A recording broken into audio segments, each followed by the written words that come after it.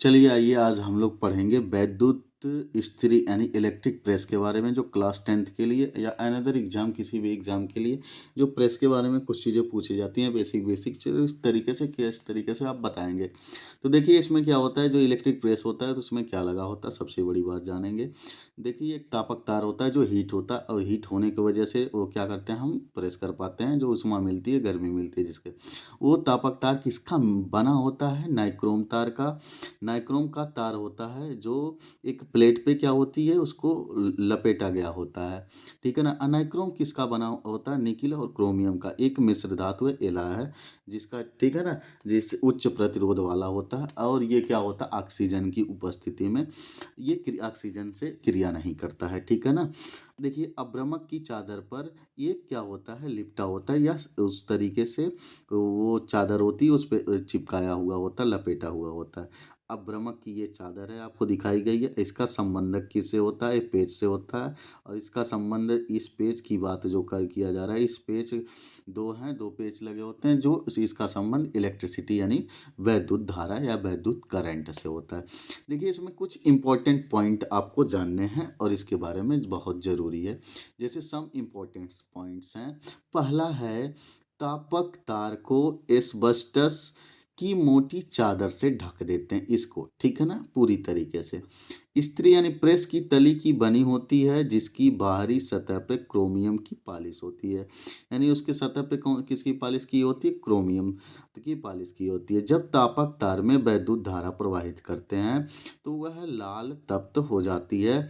चूंकि तापक तार एस्बेस्टॉस से ढका रहता है तथा ऊपर वायु अतः उत्पन्न उष्मक ऊपर नहीं जा पाती हैं।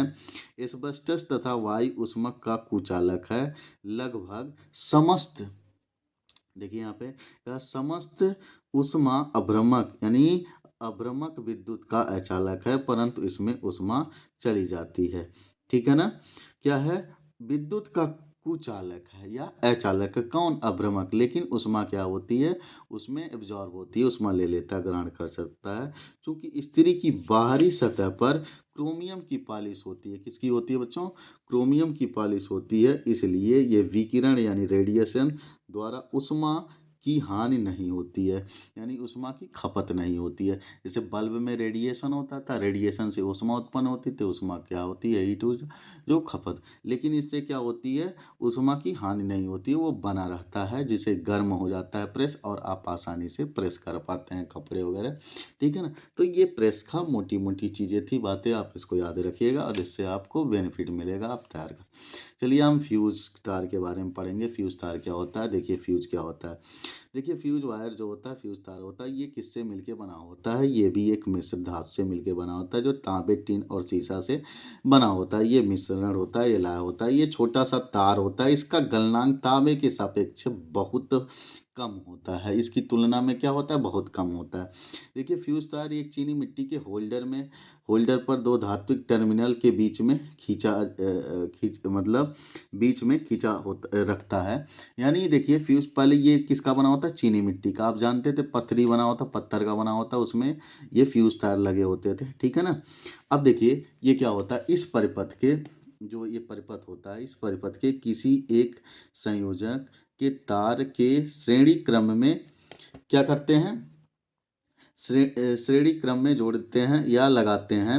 तो फ्यूज तार की मोटाई ऐसी चुनी जाती है कि धारा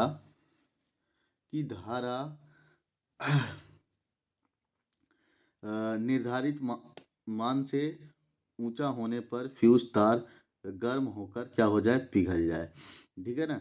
अगर देखिए ये कहा गया है ऐसा लगाया जाता है फ्यूज तार को अगर जो निर्धारित है मानक है उससे अगर अधिक हो रहा है यानी रेजिस्टेंस अगर बढ़ रहा प्रतिरोध बढ़ रहा है तो वो क्या करे फ्यूज तार पिघल कर टूट जाता है।